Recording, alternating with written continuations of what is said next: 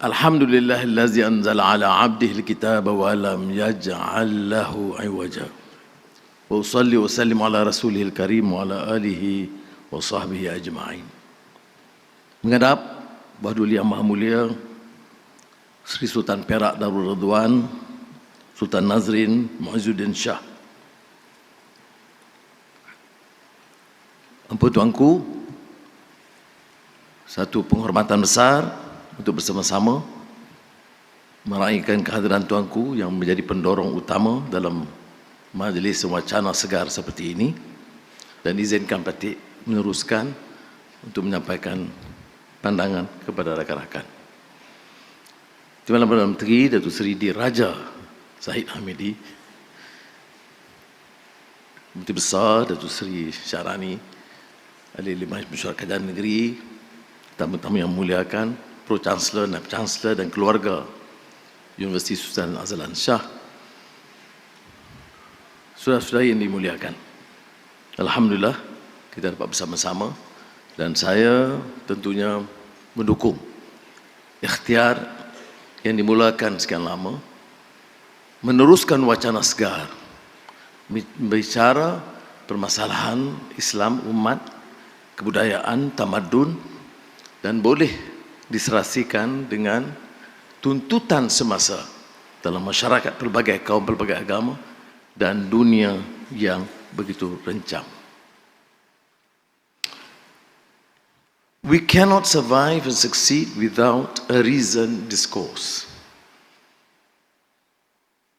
We are living in a world termed as post-normal times, where there is chaos, contradictions and complexity, where there is deficit in moral values, in fact abandonment of moral principles, where politics believe in post-truth principles and devoid of ethical values, where the economy can be propelled with unbridled capitalism without care and concern for the environment or the welfare of the majority marginalized poor, urban poor, rural or in the rural heartland.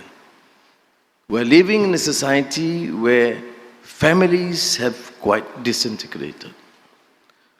So the conference, of course, to me is timely. Not to clamor about change by reflecting on the experience of the past, to effect change in a meaningful manner, in a practical manner. I don't need to deliberate further on the issues of complexities and the unprincipled attempt by both in the political arena, on the economic and the cultural sphere, where we have lost humanity. Gaza is, of course, a classic example, where in the name of democracy, you can allow and condone total chaos, oppression of the worst kind known to mankind in recent times. So there's a challenge, therefore, to offer a viable, meaningful, effective alternative, and not to be in despair. So that is therefore something that we need to not only engage but strongly support. And I, of course, encourage with the presence of luminaries like Pak Yusuf Kala, who has been consistent and determined in promoting understanding and peace, even in more troublesome Muslim minority areas. My old colleague George Yeo, you remember George, we involved decades ago while trying to dismantle this concept of clash of civilization promoted strongly by Samuel Huntington. We were there to promote feast of civilizations. Civilizations can be a feast and not necessarily to be used to promote enmity, discord, and chaos. And this reminds me of the classic work, a very small, short article by the Arab Palestinian scholar Edward Said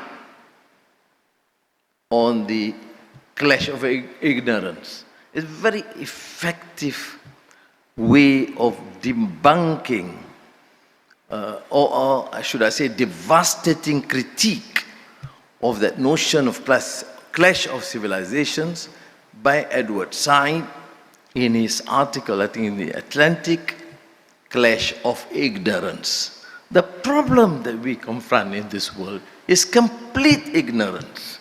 We assume that we know, but we don't. We try and attempt to deliberate most issues, engage in discourses out of prejudice, not out of empathy. The West, post-colonial period, must still retain the old precepts of the other, and therefore the misunderstanding, misinformation, and rejection of the other, what we term now Islamophobia. And we need to be blamed too when we talk about civilization. That's why I commend this university for trying to engage with all the others. How do you then survive and live in a society like a multiracial, multi-religious country in Malaysia and avoid discussing other religions, other cultures, other civilizations, and then demanding that the West must understand us? So I think it is an engagement that is required by us to get others to understand us and for us to understand them. That is why we have encouraged, other than conferences such as this, dialogue of civilizations, Islam and Confucianism, because it's very relevant, not only in Malaysia, but in this region. Sayyidina Ali bin Abi Talib, talking about knowledge and learning and scholarship as lazzatul ma'rifah. There's a love for scholarship. You yearn to get the best, to understand and appreciate. As much as we have understood the injunction of the Quran, using, in terms of epistemology, a very relevant, pertinent terminology, not just tolerance, but lita'arafu. Ya ayyuhan nas, inna khalaqnakum min dhakarin wa untha waja'alnakum shu'uban wa qabaila lita'arafu. It's not tolerance. It's learning from one another, it's understanding one another, it's appreciating the differences. Because the differences in terms of race or tribe or color is not of our own volition, but what was ordained by Allah subhanahu wa ta'ala. So, Excellencies, ladies and gentlemen, my contention is that we must have the courage and conviction to continue discourse, in the spirit of lazzatul ma'rifah, to understand and appreciate and realize that this is a requirement to achieve not only peace and prosperity or even sustainability through reasoned discourse. T.S. Eliot, summarizing somewhat the same message.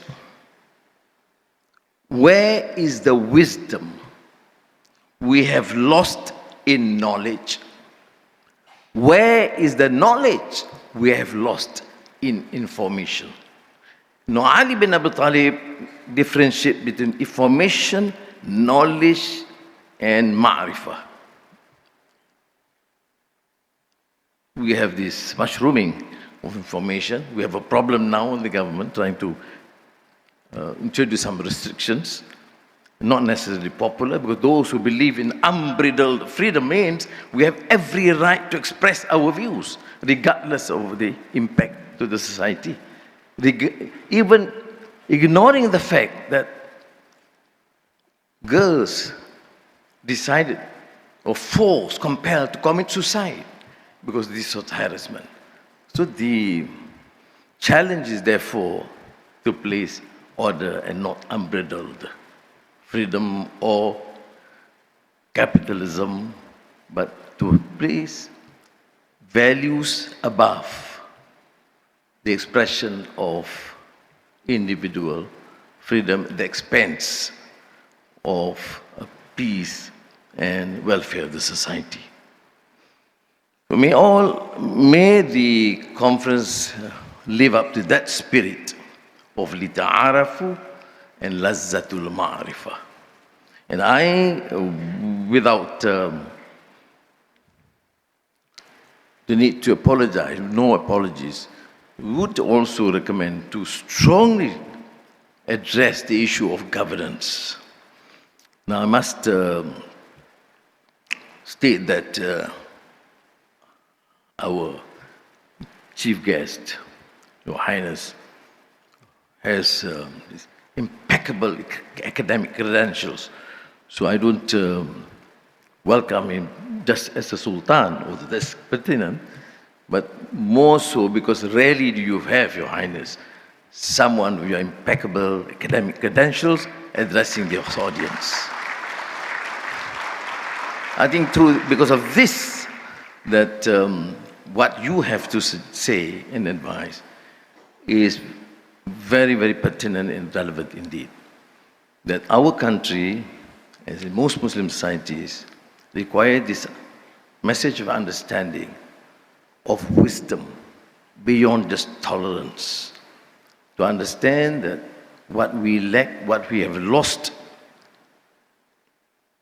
in our societies today is the meaning of justice, deficit in values, deficit in the values, therefore poor governance, and lack of compassion.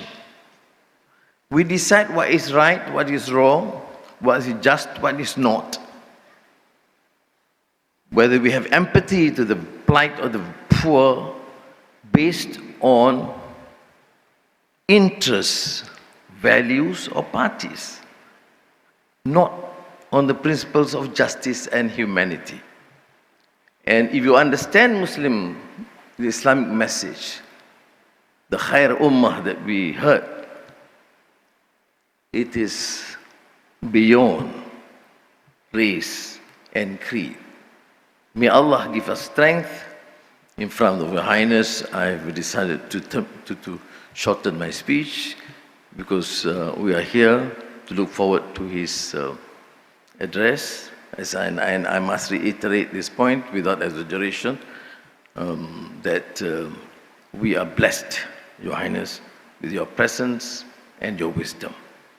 Terima kasih. Wassalamualaikum warahmatullahi wabarakatuh.